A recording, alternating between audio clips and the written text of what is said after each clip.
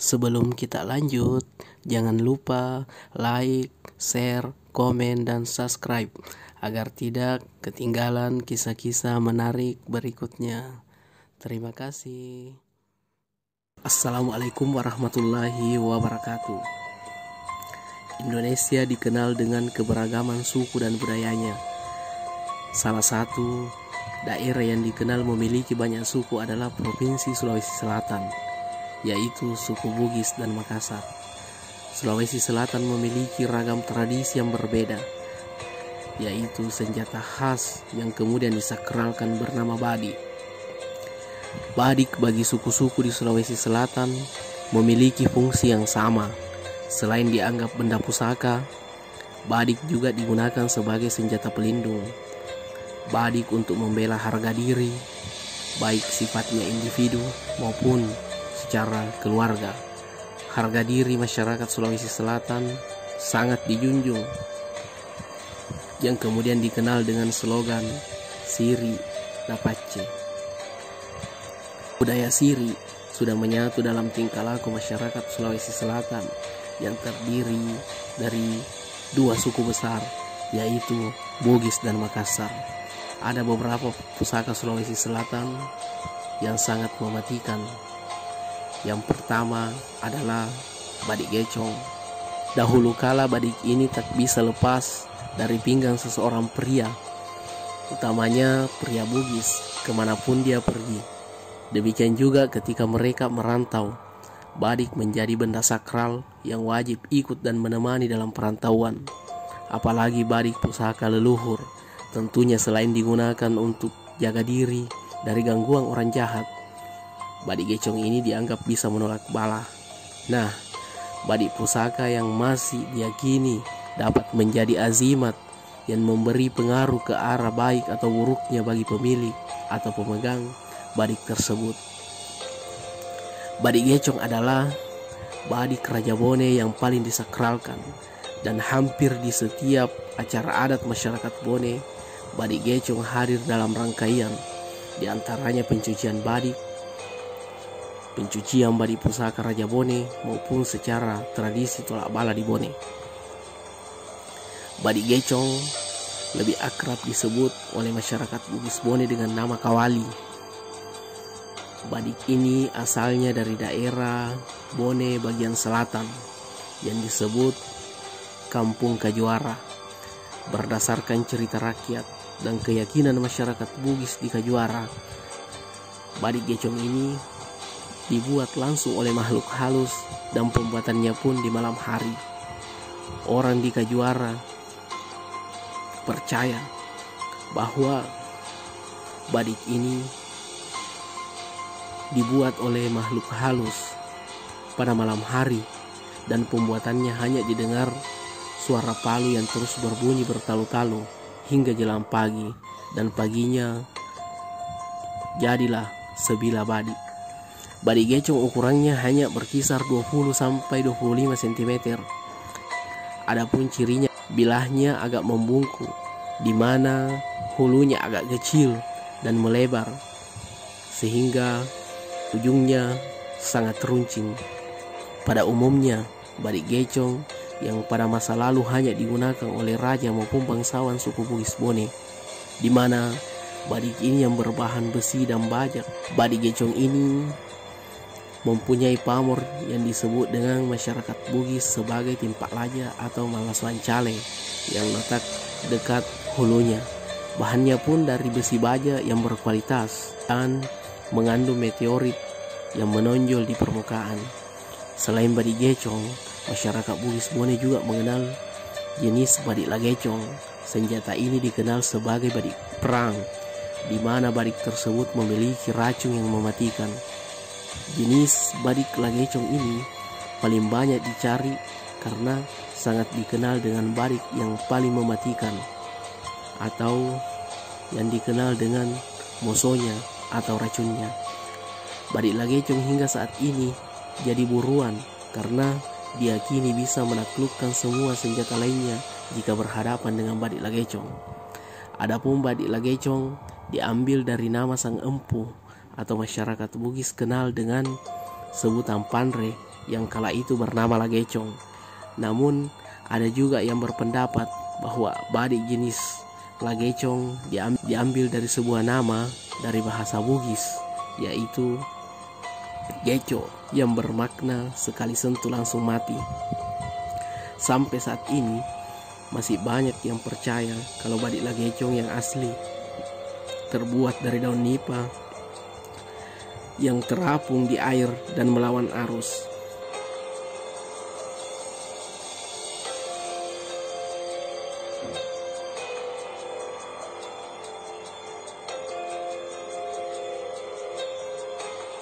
Yang kedua, badik yang mematikan yang ada di Sulawesi Selatan adalah badik Taeng atau badik Sari. Berbicara tentang suku Makassar yang bermukim di wilayah Provinsi Sulawesi Selatan, maka tak lepas dari senjata khas yang disebut dengan badik oleh warga setempat. Badik sendiri memiliki beragam bentuk, begitupun dengan badik yang memiliki ciri khas tersendiri. Terlepas dari bentuk secara fisik, badik bagi masyarakat setempat juga memiliki masing-masing kekuatan tersendiri berdasarkan guratan pada besi yang disebut dengan pamor yang terdapat pada senjata khas tersebut. Badik Makassar sendiri terdiri dari dua jenis, yaitu badik Taeng dan Penjarungan. Hal ini berdasarkan tempat di mana badik ini ditempa. Secara fisik antara Taeng dan Penjarungan tampak sama, kecuali bagian bawah atau bagian perut. Taeng memiliki ciri khas perut yang lebar atau buncit, sementara Penjarungan memiliki perut yang tidak terlalu buncit. Menurut sejarah, kalau berbicara masalah badik Makassar, maka cuma ada dua jenis, yaitu Taeng dan Penjarungan. Kedua jenis ini memiliki hubungan sejarah, sehingga harus ditempa dari dua tempat yang berbeda. Taeng sendiri merupakan nama semua kampung di mana badik ini secara awal mula ditempa dan diproduksi secara massal. Taeng saat ini berada di Desa Taeng, Kecamatan Palangga, Kabupaten Goa, Sulawesi Selatan. Sementara Penjarungan saat ini adalah nama sebuah dusun di Desa Massamaturu, Kecamatan Polombangking Utara, Kabupaten Takalar. Konon, badik Taeng dikenal ganas dan haus darah, dan dikenal harus menyentuh darah jika dalam perkelahian badik Taeng ini terhunus dari sarungnya, dan yang mampu menjinakkan Taeng ini hanya jenis badik Penjarungan. Sementara bahan pembuatan badik ini sendiri beragam, tergantung dari usia senjata tersebut. Menurut penuturan beberapa warga bahwa awal mula pembuatan badik ini berasal dari busa air. Ada pula yang terbuat dari batu. Dari kedua bahan ini dibuat badik oleh Pak Dede atau empu yang memiliki kekuatan magis, sehingga hasilnya memiliki keunggulan-keunggulan tersendiri. Salah satu diantaranya adalah badik yang mengapung di atas air. Yang ketiga, badik luwu. Senjata tradisional Sulawesi Selatan yang bernama badik luwu ini berasal dari budaya masyarakat daerah Kabupaten Luwu di masa silam.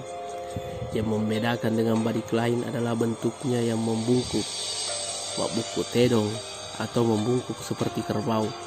Bilahnya lurus dan meruncing hingga ke bagian ujung. Kabar yang beredar bahwa sebagian masyarakat Bugis memiliki keyakinan bila senjata badik ini disepuh dengan bibir kemaluan gadis perawan, maka orang dengan ilmu kebal apapun akan mati bila ditusuk. Wow, ngeri juga ya. Mungkin kalian pernah mendengar bahwa awal mula berdirinya kerajaan Luwu bersamaan dengan lahirnya kebudayaan metalurgi, khususnya pemakaian besi untuk senjata-senjata pusaka, di mana salah satu besi yang dianggap bertua dan paling dicari adalah besi luwu atau yang dikenal dengan besi usuk. Ada beberapa versi mengenai hal tersebut. Di antaranya adalah konon pembuatan badik atau pusaka pada zaman itu jenis senjata berpamor yang mana bahan tersebut adalah besi usuk yang dari Luwu yang banyak mengandung meteorit dan nikel, sehingga besi menjadi bahan pamor utama dalam pembuatan badik dan keris. Dalam buku ensiklopedi badik disebutkan bahwa besi Luwu dipasarkan dan dikenal dengan nama besi pamor. Selain besi pamor, di Luwu juga dikenal besi khusus untuk berperang, namanya besi ponglejing, yang banyak dipergunakan sebagai senjata perang, khususnya dari suku Torongkong. Besi Luwu atau badik Luwu, atau dengan nama lainnya adalah kawali, sangat terkenal akan keampuhannya, bukan saja di Sulawesi tetapi juga di luar Sulawesi, sehingga banyak para kolektor atau pencinta benda pusaka mengincar badik pusaka Luwu atau badik usuk karena memiliki pamor yang indah dan bahannya juga sangat bagus. Yang keempat, badik raja. Badik Bugis Raja adalah salah satu badik yang tinggi derajatnya. Konon, badik jenis ini dibuat di daerah Kajuara sekitar Bone Selatan. Menurut cerita, badik seperti ini bukan hasil tempaan manusia, melainkan makhluk halus atau tenderita. Kadang di tengah malam, penduduk daerah Kajuara mendengar palu saling beradu tanpa melihat ada orang yang sedang menempa. Sampai keesokan harinya, jadilah sebilah badik raja. Konon, badik jenis ini hanya digunakan atau dipakai oleh bangsawan dan arung pada masa itu. Jenis badik raja berbeda dengan badik yang lainnya. Dari segi pamor, badik ini memiliki pamor tebak jampu dan pamor kurisi atau daun kelapa. Berbicara tentang badik raja, saya mengingat seorang pandai atau pandai besi yang sangat tersohor yang akan pusaka hasil buatannya, yaitu Pandai Baitullah. Pandai Baitullah sebelumnya beliau menetap di wilayah Ulaweng yang terletak di Kabupaten Bone. Hasil buatan Pandai Baitullah terkenal akan kesaktiannya, sehingga sampai sekarang badik buatan beliau banyak diburu oleh para pencinta pusaka. Konon, siapa saja yang memegang badik buatan Pandai Baitullah akan menjadi seseorang yang disegani dan jarang mendapat lawan tanding. Keistimewaan badik Pandai Baitullah membuat gerah para penguasa pada saat itu. Karena setiap ada keributan, pasti pembuat keributan itu memegang badik Pandai Baitullah. Bahkan beredar kepercayaan di masyarakat pada saat itu, hanya buatan Pandai Baitullah lah yang bisa menandingi kesaktian badik penguasa pada saat itu. Keadaan ini membuat penguasa saat itu memutuskan Pandai Baitullah diasingkan ke daerah Larompong yang ada di wilayah Luwu. Di sanalah beliau menghembuskan nafas terakhirnya. Namun demikian, kemahiran membuat badik yang berkualitas diwariskan kepada anak cucunya sampai saat ini. Nah, itulah 4 pusaka Sulawesi Selatan atau badik Sulawesi Selatan yang ada di Sulawesi Selatan yang sangat mematikan. Badik adalah identitas kelelakian bagi suku Bugis dan Makassar pada zaman dahulu. Kemanapun pergi, maka badik tetap terselip di pinggang, terutama bagi para perantau. Namun demikian, mencabut badik bukanlah hal yang sembarang, melainkan hanya untuk beberapa hal seperti menegakkan sirip atau hukum adat, bertahan jika diserang, melindungi harkat perempuan, dan membela pemimpin maupun negara. Jangan lupa like, share, komen, dan subscribe. Semoga bermanfaat. Sekian dan terima kasih. Assalamualaikum warahmatullahi wabarakatuh.